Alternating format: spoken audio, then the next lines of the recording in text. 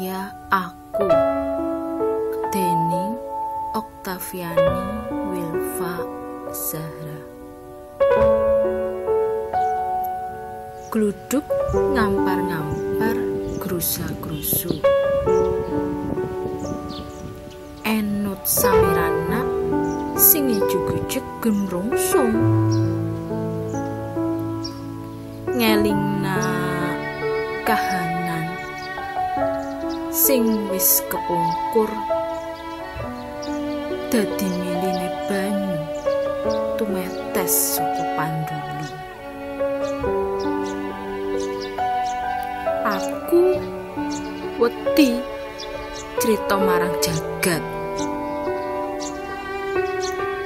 Aku ki sapa? Aku ki kepriwe? Ya, kiye aku wong manungsa sing manut melayune jaman. Cahya kang sumunar